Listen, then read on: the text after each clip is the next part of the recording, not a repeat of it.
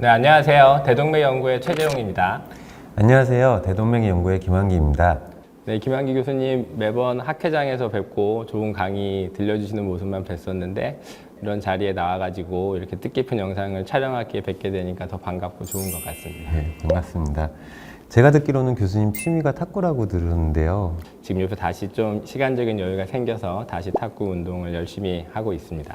학회 때 그러면 저에게 한 수 기회가 된다면 뭐 언제든지 같이 운동을 하면 좋겠고, 의사라는 직종이 아무래도 체력적인 것도 많이 중요하고 하니까 선생님도 계속 체력 관리를 잘 하셔가지고 더 많은 환자분들에게 오랜 시간 도움을 주셨으면 좋겠습니다.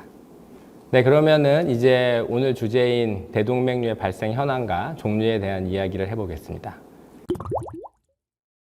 대동맥류의 종류에 대해서 교수님께 설명을 부탁드립니다. 대동맥은 크게 이제 심장에서 이르는 흉부 대동맥과 횡격막에서 뱃속에서 자리한 복부 대동맥으로 나뉩니다. 따라서 발병 위치에 따라 흉부 대동맥류, 복부 대동맥류로 구분되며 대동맥류의 약 75%는 복부에, 25%는 흉부에 발생합니다.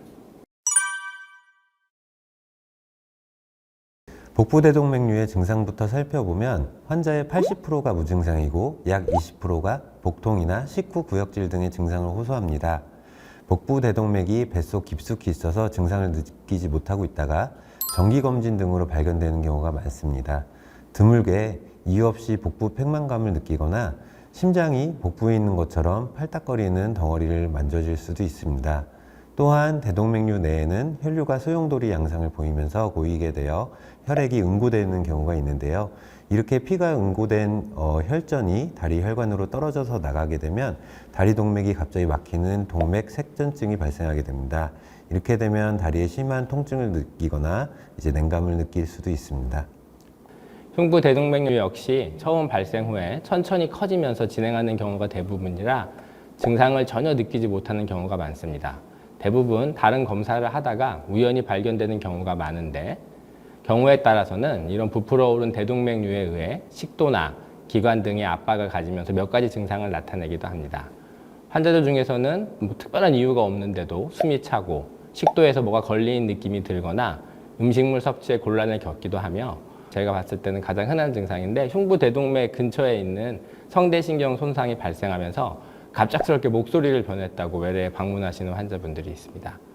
이런 흉부 대동맥류가 진행하게 되어 대동맥의 크기가 많이 커지거나 파열의 단계에 이르면 가슴과 등 부위에 심한 통증을 느끼게 되는 경우도 있고 현기증이나 식은땀 등을 경험하기도 하기 때문에 대동맥이 파열되면 급사할 가능성이 높아지므로 신속하게 병원 치료를 받아야 할 것입니다.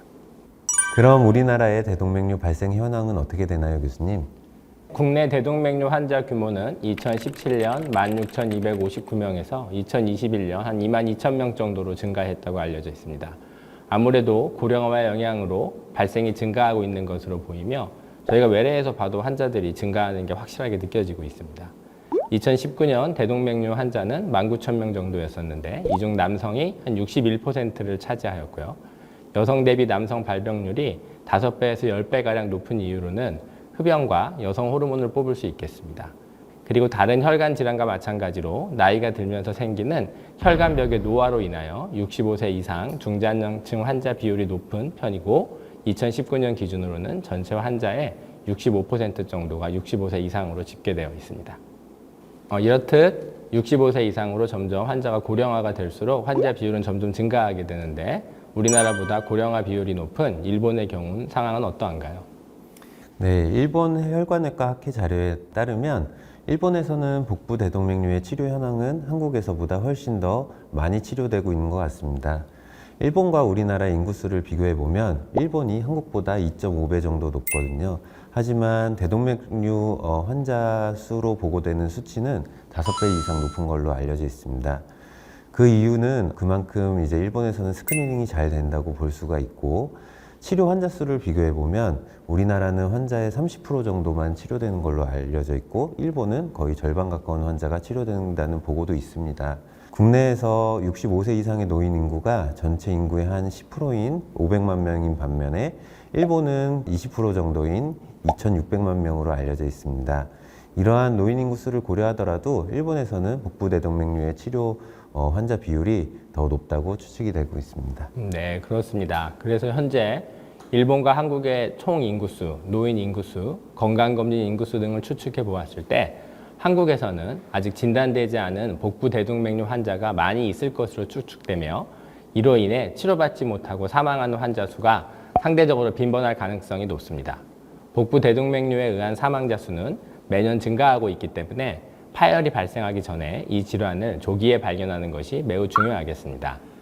앞서 말씀드린 대동맥류의 종류와 증상에 대해서 주의 깊게 살펴보시고 기억해 두신다면 조기에 발견하고 치료하는 데 많은 도움이 될 것 같습니다. 특히 기저질환이나 가족력이 있으신 분은 정기검진에서 꼼꼼하게 챙겨주시는 것이 도움이 되겠습니다.